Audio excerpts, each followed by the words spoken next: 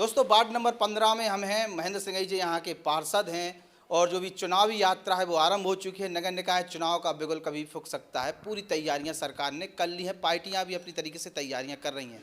ललितपुर में जगह जगह हम लोग हर वार्ड में जा रहे हैं, वहाँ के पार्षद से मिल रहे हैं। क्या पार्षद ने काम किए हैं और किस प्रकार के उन पर चैलेंजेस आए हैं, उस पर चर्चा करने के लिए आज हमारे साथ हैं महेंद्र सिंह जी। सिंह जी, आपका स्वागत है। जी नमस्कार, धन्यवाद आपका, बहुत बहुत धन्यवाद। सिंह जी, कितनी बार पार्षद बन चुके हैं? मैं दूसरी बार हूँ अभी वर्तमान में।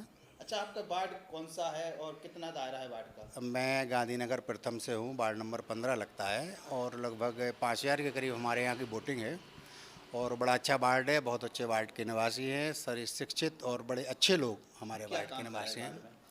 वार्ड में पिछले बोर्ड में बहुत हुआ, लेकिन इस बार कोरोना काल की परिस्थितियों के कारण से एक तो बजट उपलब्ध नहीं हो पाया, कई परिस्थितियाँ ऐसी रहीं कि कर्मचारियों की भी कमी रही, संविदा कर्मचारियों की या ठेके कर्मचारी पद्धति थी, उस लोगों को तनख्वाह नहीं मिल पाई। तो ये सारी परिस्थितियां रहीं, बजट की उपलब्धता नहीं रही और कुछ ऐसी बोर्ड की परिस्थितियां रही कि व्यवस्थित रूप से जो आवश्यक कार्य होना चाहिए थे वो कार्य नहीं भी हो पाया। उसमें हम लोगों का कई प्रकार से आंदोलन समझ लें या विरोधाभास भी रहा बहुत ज़्यादा। मतलब प्रयास करने का पार्षद का काम वार्ड में जो आवश्यक है उनको प्रस्ताव पास कराना, नपवाना। बाकी टेंडर पद्धति में कहीं ईओ से टकराव रहा, कहीं चेयरमैन का टकराव ईओ से रहा, कहीं बोर्ड चलाना चाहिए वो चला नहीं पाए। नहीं, ये नहीं कह सकते। अब देखो, चेयरमैन की अपनी क्षमता होती है, कार्यशैली होती है, ईओ की अपनी होती है, पार्षद अपने हिसाब से चाहता है। लेकिन कुल मिला के ये रहा कि बहुत ज़रूरी भी कुछ काम ऐसे थे जो चाहते हुए भी नहीं हो पाए। अच्छा, एक वार्ड में क्या काम होते हैं?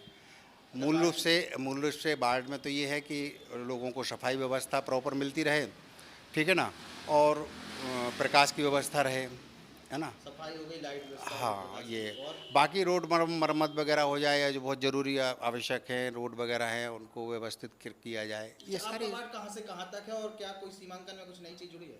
मेरे ख्याल से तो अभी कुछ नया नहीं हुआ है। पूर्व में सीमांकन जो हुआ था, लगभग मुझे जो जानकारी है कि वही सीमांकन है और लगभग प्रशांति स्कूल से लेके और नर्सरी होते हुए और रेलवे क्रॉसिंग तक ये पूरा वार्ड का ऐसा सीमांकन है। पूर्व से जो था वही लगभग है, उसमें कहीं कोई काट-छाँट नहीं हुई है जो मेरी जानकारी में है। कोई ऐसा काम जो आप मतलब दो बार का आपको टर्म मिल गया, कुछ ऐसा काम जो आपने कराया हो जिसकी लगातार मांग हो रही हो?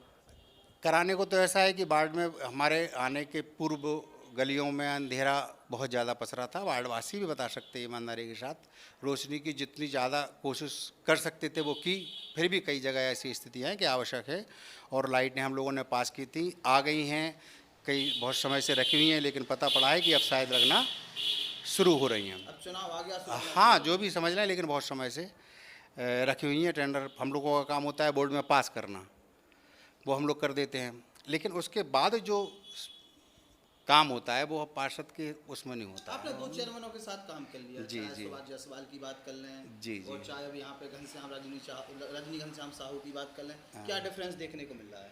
अब इस मामले में अपन ज़्यादा कुछ कहने की स्थिति में नहीं है।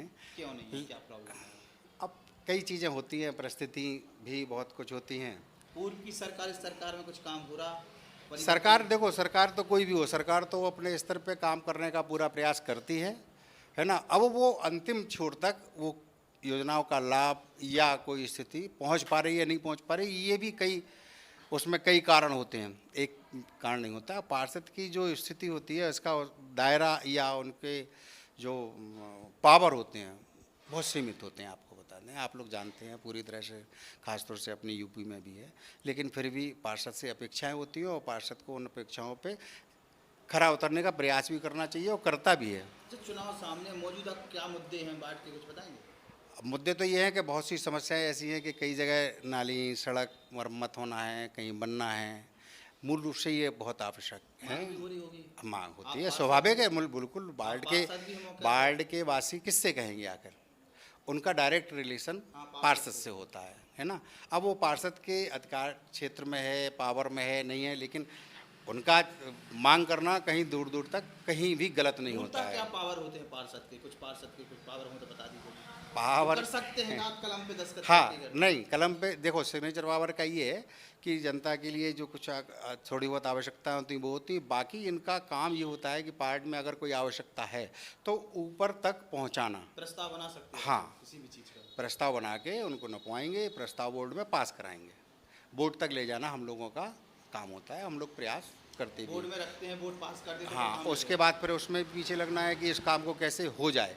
अब हो जाए नहीं हो जाए ये कई चैनल होते हैं। अच्छा, कभी कभी जब आप देखते होंगे कि अतिक्रमण को लेकर बाढ़ में भी अतिक्रमण अभियान चलाया जाता होगा, साफ सफाई पर भी चालान किए जाते होंगे, उस समय कैसी समस्याओं का सामना कर, कई खास लोग ही आपके अतिक्रमण किए नहीं, हों? देखिए जब वार्ड पार्षद कोई चुना जाता है तो उसके लिए सभी वार्ड के निवासी चाहे कोई हो वो सब खास होते हैं, उसमें पार्टीशन नहीं करना चाहिए, ना ये मानसिकता होनी चाहिए, क्योंकि वो फिर किसी व्यक्ति विशेष का नहीं है, ना किसी इस पार्ट का है कि इन्होंने हमें वोट दिया इन्होंने नहीं दिया, नहीं, वो सब पूरे वार्ड में जो निवासी हैं उन सबका पार्षद आपको होता जनता ने है। बहुत आशीर्वाद दिया। बिल्कुल दिया है, हमेशा दिया है, पूरे संप्रदाय हर प्रकार के व्यक्ति ने, चाहे बुजुर्ग हों चाहे जवान हो, माता बहन, हर संप्रदाय के लोगों ने मुझे हमेशा आशीर्वाद दिया है और उनका स्नेह का मैं हमेशा ऋणी हूँ और रहूँगा। एक आध कोई एक लाख आखिरी प्रश्न में, कोई ऐसा बड़ा काम जो बाढ़ में होना चाहिए? बड़ा काम के लिए चूँकि अपने यहाँ नगर निकाय की कोई ज़मीन ऐसी है नहीं कि जिसके लिए अपन कोई ऐसी बड़ी चीज़ ऐसी स्मृति वाली कोई करें, ऐसा कोई पार्क है आपके बाढ़ में? नहीं है। वो भी नहीं, जगह भी नहीं होगी। हाँ, जगह हाँ नर्सरी है, लेकिन नर्सरी नगर पालिका के उस अंतर्गत नहीं आती है ना, नर्सरी का अपना विभाग अलग है ना। चूँकि चंडी मंदिर है तो चंडी मंदिर बड़ा अच्छा क्षेत्र है, बहुत अच्छा मंदिर है, बहुत अच्छा बन रहा है। वहाँ पिछली बोर्ड में हमने एक सामुदायिक भवन बनवाया था, बहुत अच्छा, सभी लोगों की सुविधा के लिए, है ना। और बहुत सी ऐसी रोडें थी जो बहुत ज़्यादा स्थिति में, जैसे चंडी मंदिर जी है या किसी भी मंदिर में या कहीं वार्ड में कई जगह ऐसी स्थिति थी कि बहुत ज़्यादा नाली का पानी रोड पे से निकलता था, है ना। उसके काम हमने करवाए हैं जितने हमारी सीमा रही है, जो भी हमने प्रयास कर पाए। फिर भी बहुत से काम छूटे हैं, तो अगली बार अगर हम चुनाव जीतते हैं या जनता का हमारा सहयोग रहता है या लोगों के साथ रहते हैं तो अपन फिर प्रयास करेंगे। तो ये महेंद्र सिंह जी हैं जो अपनी बात रख रहे थे, अपने विचार रख रहे थे, बाढ़ में क्या किया, क्या समस्याएं हैं। बहुत कुछ लंबा सफ़र इनका रहा है, तमाम समस्याएं इन्होंने झेली हैं और एक बार पुनः चुनाव के लिए तैयार हैं अगर जनता आशीर्वाद देती है तो। बाढ़ चौपाल में हम लोग निकले हैं और जनता के बीच में जा रहे हैं। अभी हम लोगों ने पार्षद से पूछ लिया, आप पूछेंगे जनता से कि इन्होंने कुछ किया है कि नहीं किया है। बहुत बहुत धन्यवाद सिंह जी आपका। हमारे YouTube channel the Bundelkhand post को सब्सक्राइब करें।